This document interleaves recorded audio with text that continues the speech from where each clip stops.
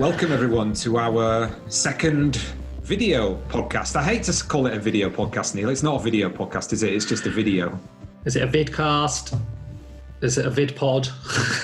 What is it? Is it TV? Is it TV? Is it content? It's all content. That's all we know. Yeah. Good to see you, though. You too. Yeah. Well, nice.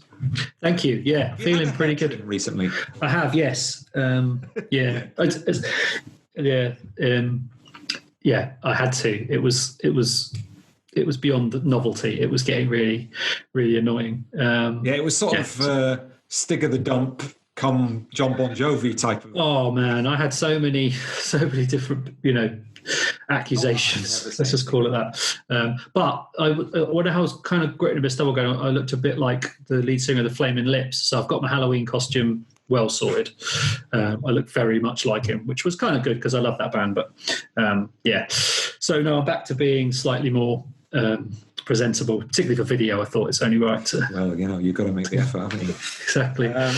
And you're looking spanking new with your new camera as well, looking nice. Yeah, no, I'm sorry. I've gone full in with the whole, trying to get the streaming up my streaming technology game.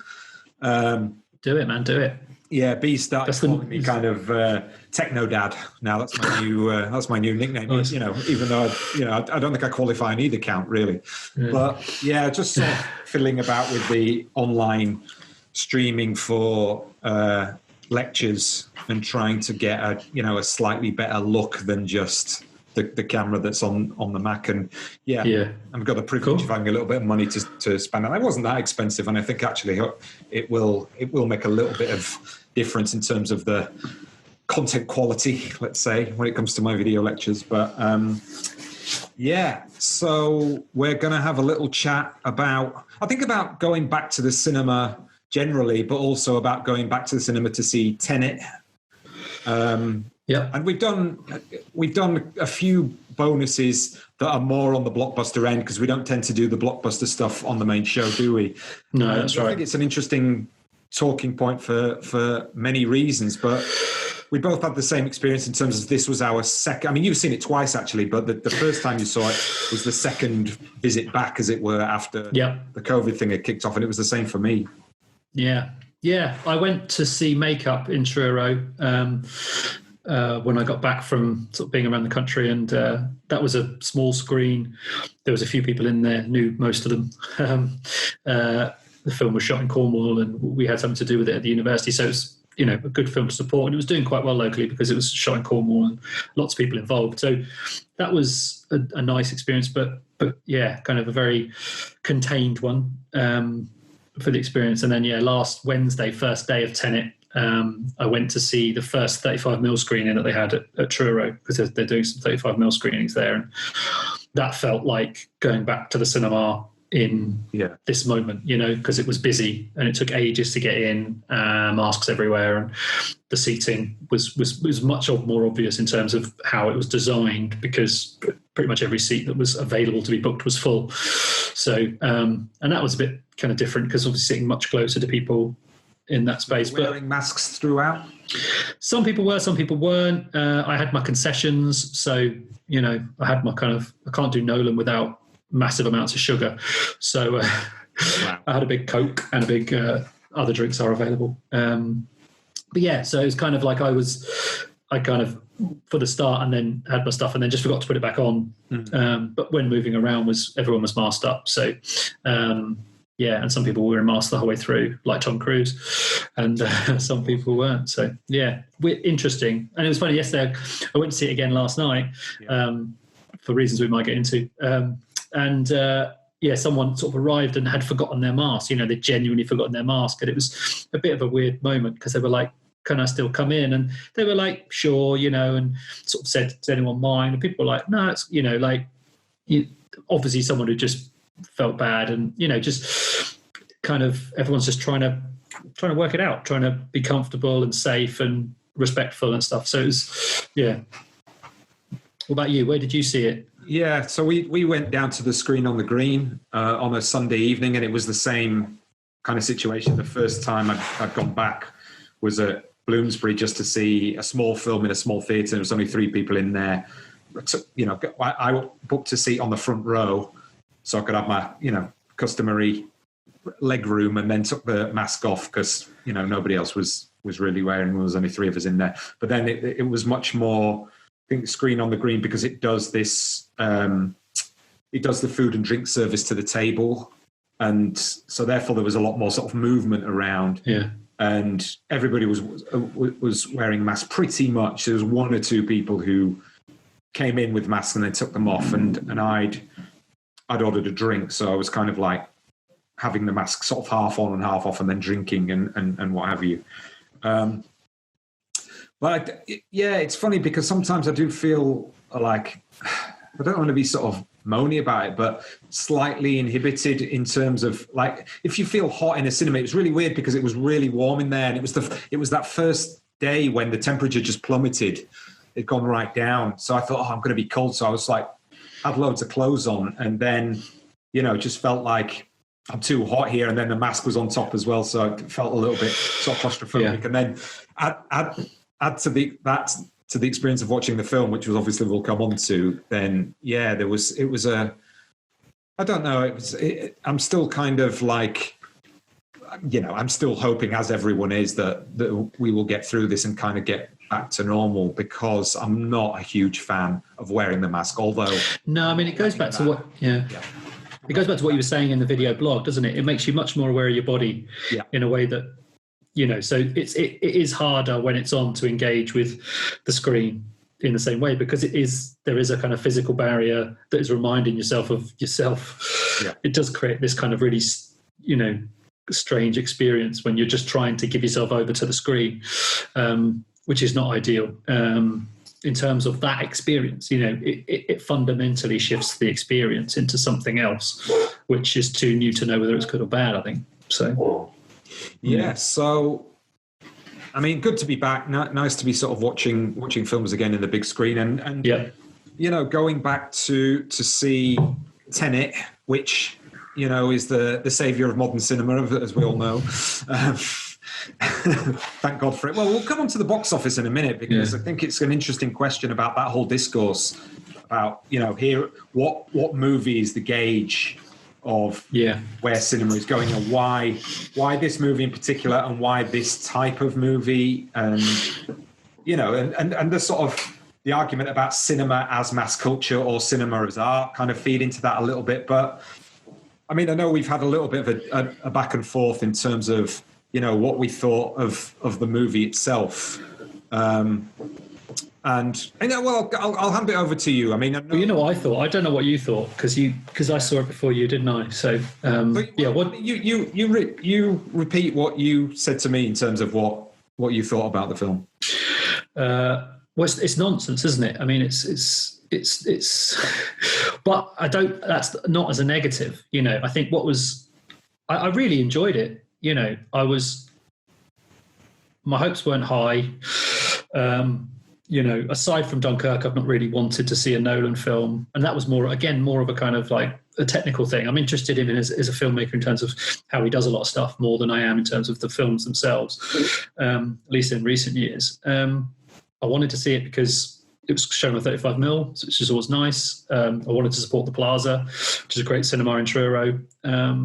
Those were the main reasons for seeing it. And that was it, really. So I really enjoyed it because, as I sort of said to you, I'd been reading a lot of Mark Fisher on Nolan and being reminded of his shortcomings in terms of not necessarily his own shortcomings in terms of what he presents, but in terms of how he's perceived, and he's not a smart filmmaker in the way that people, particularly his fans, and I wanted to mention something about that later on, seem to think, I think he's a very good genre filmmaker for the most part, who's kind of hit some nerves at different points that have been really extraordinary.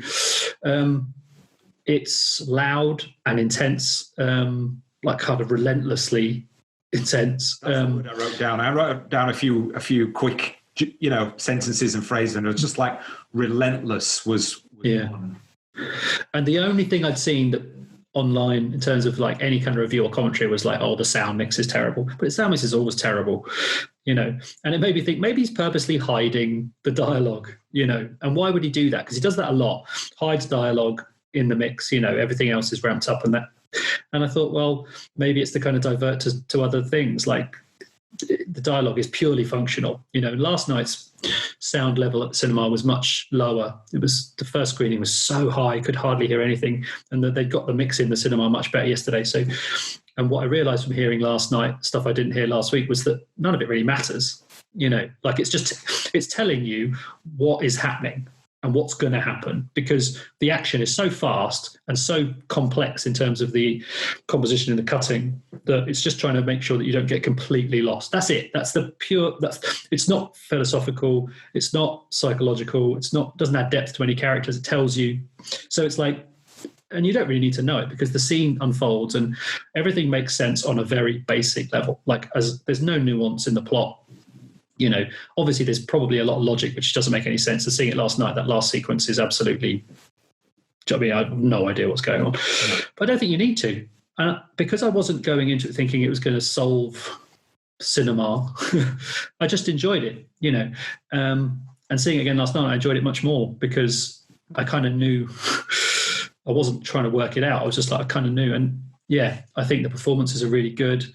Everyone's having a lot of fun. Do you know what I mean? Like, John David Washington is clearly enjoying being a kind of stoic, silent, hard, Pattinson's having a whale of a time. Branagh having a whale of a time. And it's like, I could see why they wanted it out before Bond, because it's a Bond ripoff. Do you know what I mean? It's just a massive Bond ripoff. So you want it out before the new Bond, because then it's going to feel very different on it. Yeah. So that was me as a quick précis.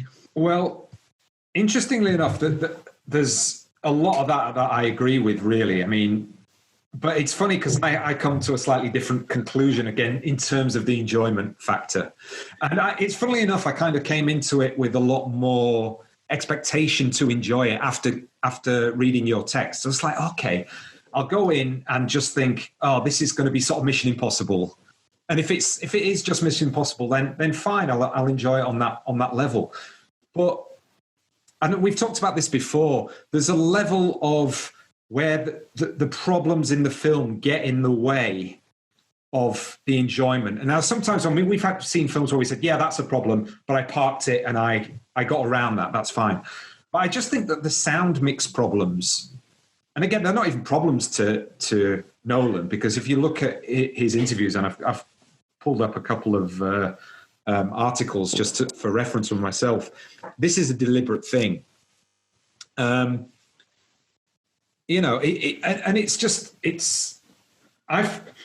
you're going to enjoy it on a purely experiential, spectacle, blockbuster kind of level, there are elements of that I thought were good and fun and I enjoyed. And like, say, for example, the sequence where they're both where there's action happening in two rooms adjacent and one's going backwards and one's going forwards.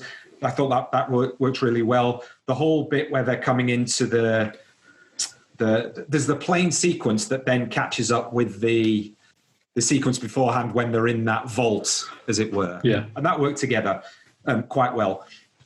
But the loudness of it, and it's not even the loudness, it's the mix, because I don't mind loud. It's the fact that you can't hear anything anyone is saying.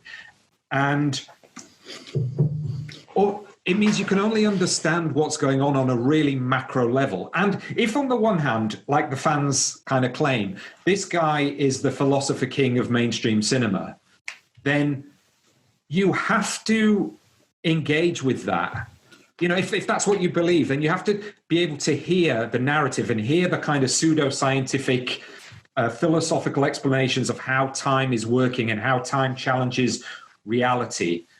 That has to work on some level for you to appreciate the smartness of what Christopher Nolan is trying to do as a filmmaker, right? So if you can't hear that, then you do have to approach it on the level of it's just a spectacle and it's just blockbuster.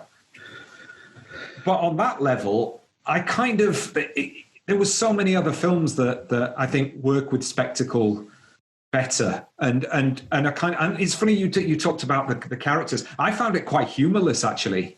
I laughed a lot. Yeah, I laughed a lot. Yeah. Yeah, no, that's one of the things probably that we kind of disagree on. because I did find it kind of quite po-faced in many ways. But my question is, and you raised it there, is Nolan, he's deliberately making the film this way. I was reading something online the other day where it says actually he's not interested in the dialogue. And he's not interested in re-recording ADR because he's got this obsession with realism. And like, so say for example, if there's a really, a massive explosion, in real terms, you're not going to be able to explore you're not going to be able to hear the dialogue that's being said because it's a massive explosion. So it's realist that the audience don't hear what's going on, right?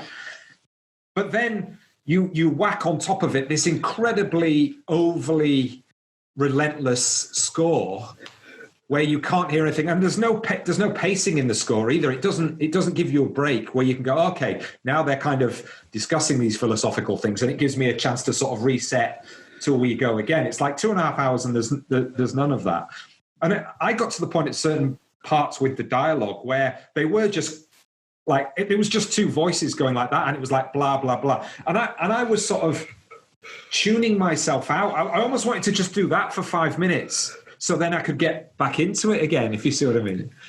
So all of that got so much in the way of me enjoying it on a purely, this is crash bang wallop nonsense, and I'm really going to go with it on that level. Because I think I think Nolan thinks that he is the super smart. It's like he swallowed a Deleuzean novel, and he's Deleuze textbook, and he's going to put that on screen. Yeah.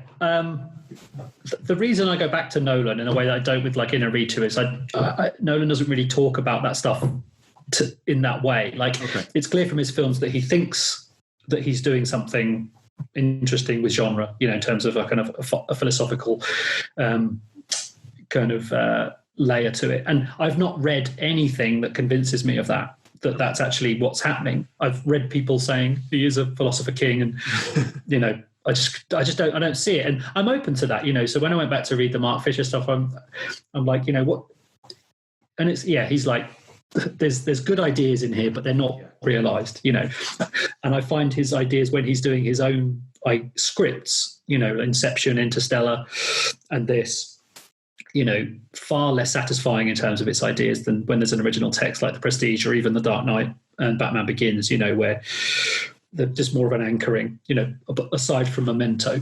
But so the action sequences are always mostly kind of, Michael Mann. I think I put Michael Mann in a tweet to you, a message to you, like, there's a bit of Michael Mann, not as good, I don't think, as Heat, but that sequence in the middle of the film where the heist of the moving truck is great. It's great fun, the sound design is as it should be for that sequence, but it's not something you wouldn't necessarily see someone else do or didn't do if they'd have had that, 20 years ago. So I guess my expectations are just so much lower now than they are, which is a shame because, I want there to be a filmmaker who is working at that level, but so much of it, I was just thinking, for me personally, I think this happened in Uncut Gems, like Uncut Gems is it's constructed in the same way. It's a relentless 2 hours, but like you say with the score's much more nuanced in Uncut Gems, and there's much more time to,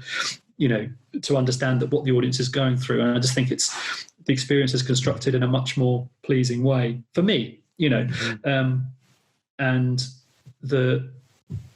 like I sort of said, kind of hearing more yesterday didn't add anything. It didn't add anything to the depth of the film in terms of its ideas about time and reality. And to be fair to him, I think a lot of the dialogue that you hear is him kind of saying, there's that famous line that everyone's talking about, don't try to understand it, just try to feel it. And there's a lot of that. There's a lot of characters, particularly Robert Pattinson's character, kind of being like, we don't need to worry about that, because it doesn't hold up to any kind of scientific or philosophical scrutiny. This felt more like he was deflecting than something like Interstellar, which is held up as some kind of 2001 air, which I just don't see at all. Yeah.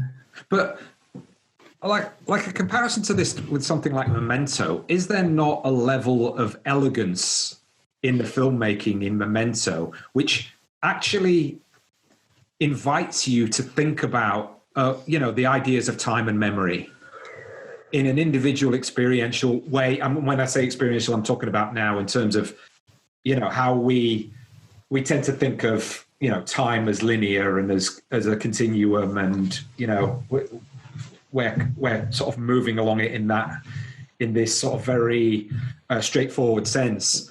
But actually the way that we think, the way that we remember, that they have impacts on our on our consciousness and our concept of time.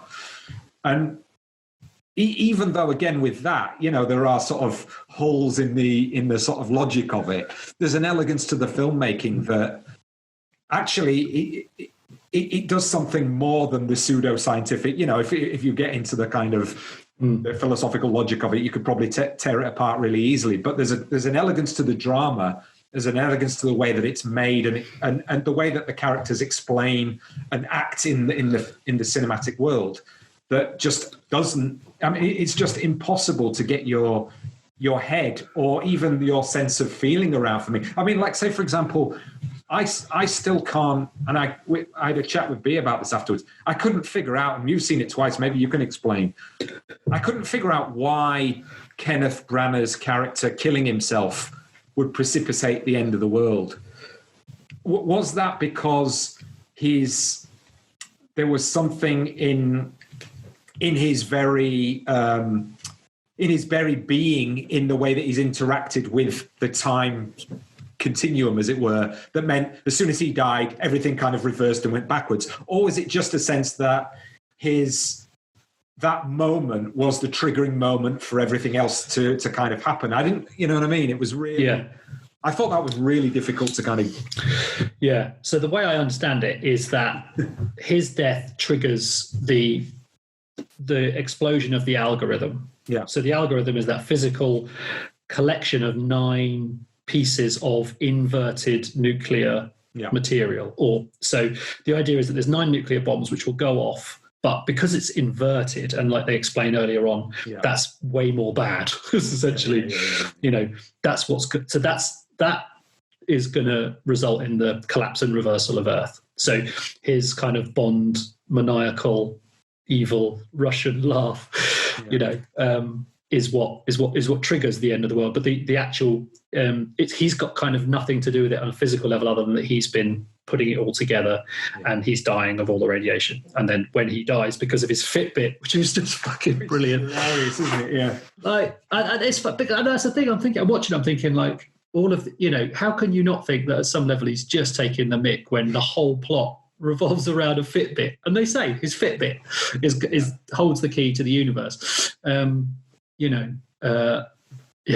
So when he dies, the Fitbit, and like there's no pulse, the Fitbit kind of sends an email to someone who explodes the planet. I mean, it's nonsense. Yeah. But what you were saying there was interesting about in terms of like the ideas, because I think that Memento has a real elegance to it, and in a way, I feel that's why I appreciate Dunkirk so much, because that felt like an elegant, simple, 3 different times, all leading up to the same point. But the idea of how time is experienced in different scenarios and different situations, all revolving around the same incident. There's the same object at the center, but there's 3. There's 3 different experiences, and that felt much more elegant on a kind of layered philosophical level of like, okay, I can see, same with Memento, I can see why by telling the story in this way, the plot is elevated, But again, it's a simple plot. Memento is a simple plot.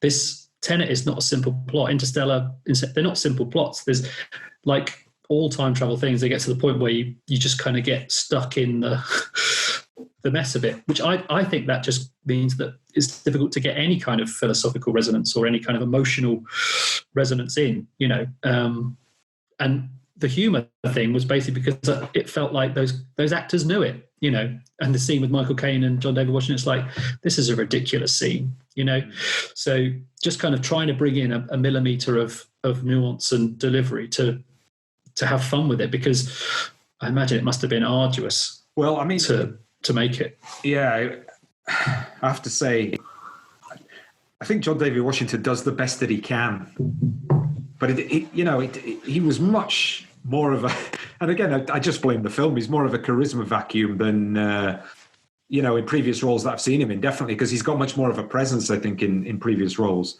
And, the Elizabeth Debicki character, it was really interesting is she's just taller than everyone, which I've never seen that in any other movie where they've just said, yeah, she's a tall woman, there you go.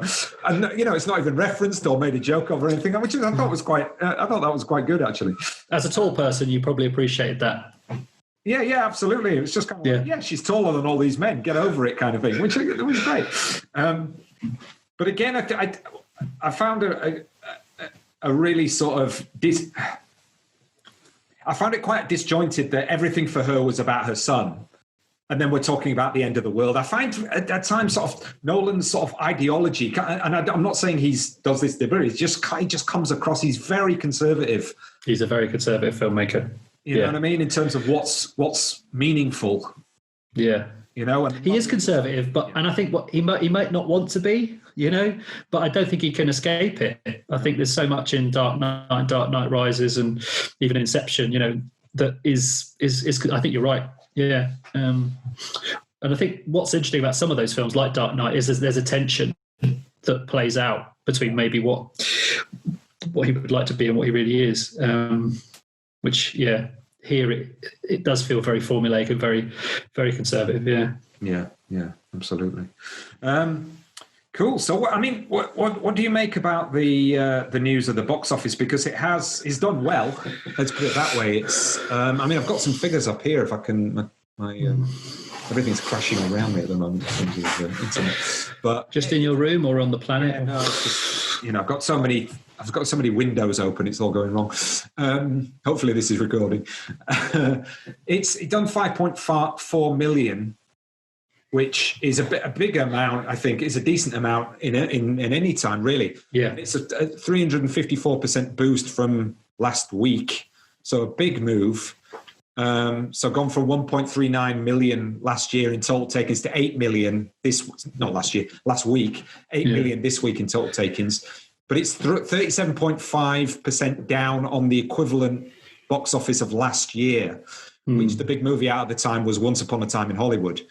But there was a lot more screenings of that, and also, obviously, COVID restrictions weren't in place. Yeah. So, what do you make of that as an important factor? It doesn't forget whether we like the movie or not. Was it important that at least this, or if it was bombed, then bombed, something came out and just reminded people or gave a little bit of confidence to the industry? Yeah, I really think it does. I asked the guys at the Plaza last night how it had done, and they sort of said not well enough, because there's staff on furlough, they want to bring people back, it needs to do exceptionally well for staff livelihoods and also for those other films. If you're playing that in one screen, what you're playing in the other screen, a makeup is possible, or a kind of small indie film is possible if you've got something doing well that's kind of putting people through the tills. And it's great that it's doing well in certain places, but there's still, I think, a reluctance to go back. And I think as well, Cornwall hopefully will pick up in the next couple of weeks. It's been tourist season, so probably been down here. It's not been on people's minds or priorities to go back to the cinema, and it's been pretty good weather the last week, so people making them. So I think that here there's a lot of factors, but it doesn't change the reality for those people who need it to do really, really well. And I think that the reality of any kind of film culture and industry is that you need big movies doing well for any chance of having an alternative. I don't see how financially you can pay the bills and keep the lights on with smaller movies, as much as I'd love to. That's the big thing, isn't it? Without these bigger movies, and everything else on the coattails just disappears into a kind of art house bubble, really, that we're inside of a lot of the time. But it's an interesting question whether actually if Tenet kind of had bombed entirely, or there is no, like, say, for example, another big blockbuster can't be made for the next 2 years. Is there a sense in which entertainment broadly, and I'm not just talking about here, but not just talking about movies and cinema, but theatre and gigs and everything, has to have a complete sort of renaissance or reformation in terms of the way that it is supported, funded, pays its staff, all of those things? Or is that just never going to happen? Is it a case of you need mass culture in order to support niche culture? Yeah, well, you either need it to support mass culture or you support niche culture, you know. I think that, yeah, I would love to see a revolution of how artists and creatives are paid and supported to deliver, you know, to create and deliver cultural work. And I think universal basic income would go a long way to doing that. You know, but I don't see that happening in the short term.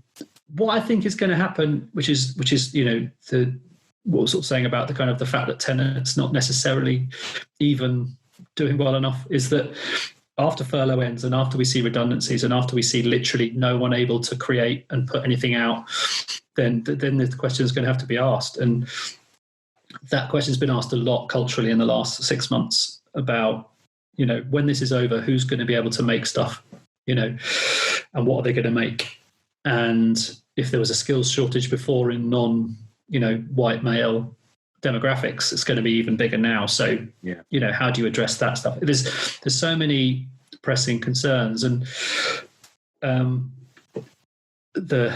my worry is that the opportunity that is provided is kind of negated by just the sheer necessity of having stuff for people to actually buy. And I think that's what that is, you know, it was interesting reading in like in the Science Sound, which has just arrived, you know, this kind of Clive Wonka's diversity report about those subtle changes to what's possible, you know. So Channel 4, quite progressive in the 80s. At the end of the 80s, the government says, find your own money, you know, like we're not, you know, you have to get advertising now. So we're not supporting you to the same degree. So then it becomes commercial questions, and those commercial ideas are always the same: big, white, splashy entertainment, you know, and those opportunities are missed. And then the 90s are a wasteland of kind of diverse film. God, kind of going off on one there, but it is worrying, because there is an opportunity and there are great, interesting ways of kind of creating greater access. But whether, like everywhere, there'll just be this fear of, we need to make a lot of money, so all the resources get pumped into the budget, the 5 movies a year that can play for 3 months each. You know, a Disney, a Warner Brothers. Tenet's going to play for 3-4 months until Bond comes out.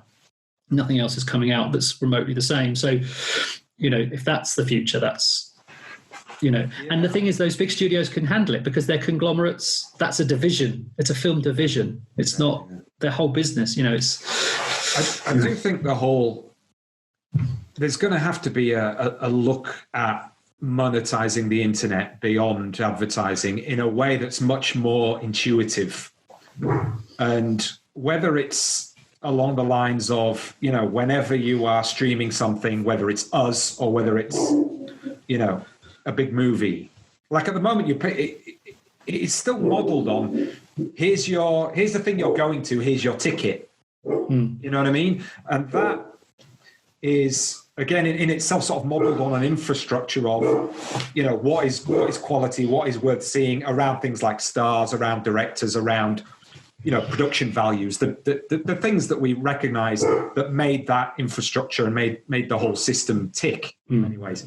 But like, I think that sense of when you are streaming something, the stream itself has multiple costs that are involved in terms of what gets to you and how that gets to you.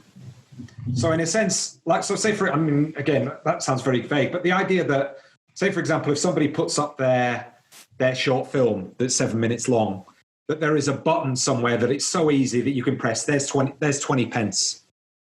There's 50 pence, there's £1. And I know we do it through Patreon now, but like, say, for example, if we put this video up on YouTube, like there should be a button that says there, and it goes straight into, this goes straight to the creator, and there's 1% or something that goes to the platform. There's got to be some kind of, because everything is so swift and immediate, the possibility of paying has got to be swifter and more immediate these days.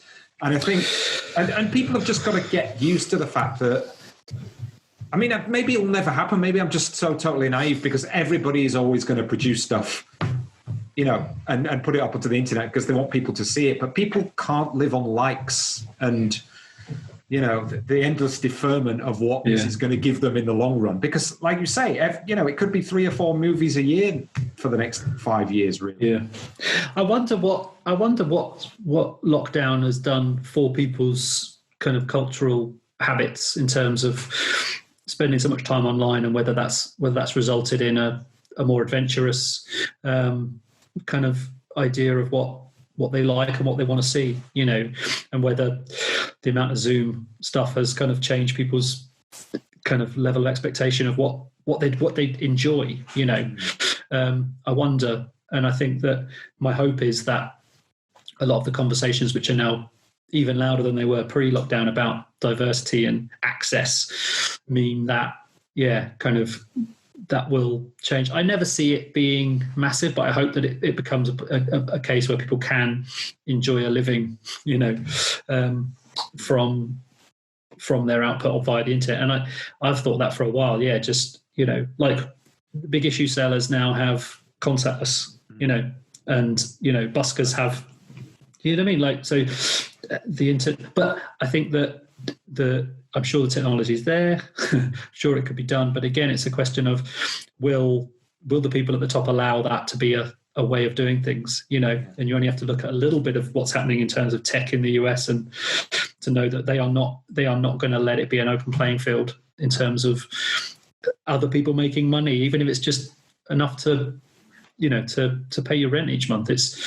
There's more at stake in that than just, just have a button. Which is mad. It's absolutely mad. But, so that's what tempers my optimism, because I think that, you look at what people have engaged by the stuff that they've enjoyed because they thought, quality is Tenet or it's, Breaking Bad. But it's like, well, hours and hours of stuff that... And I'd be interested to see what happens with the festivals as well in the autumn. Who engages with those films that are going to be online, and who's going to go to festivals that previously were absolutely off limits. That interests me in terms of what engagement they get there.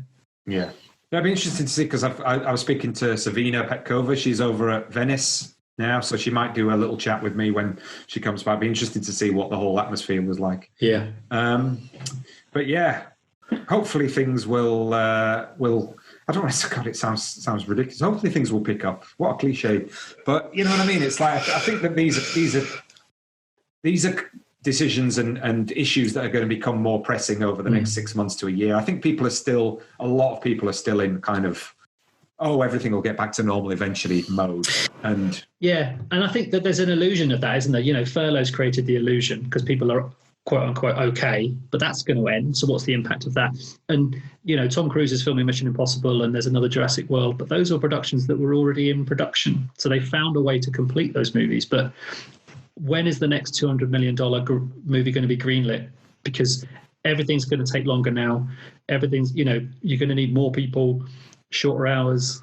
I'd be really interested to see what films are going to get off the ground in the wake of this, like a Tenet, which was so expensive. I mean, every frame just oozes money. And Nolan has never brought a film in late or over budget. So fair play to him. It's not, I mean, who lives in do people live in wind turbines? That has to be asked. I mean, that was, what can we do? And that, I think that it's great that he has so much money, but those are just nice flourishes. They don't add anything. The fact that there's a scene at the start of the movie where the protagonist character is staying in between assignments in a wind turbine offshore. Like, it looks great, but it's as you do, as you do. Like, oh yeah, let's just keep agents in there. I was just like, brilliant.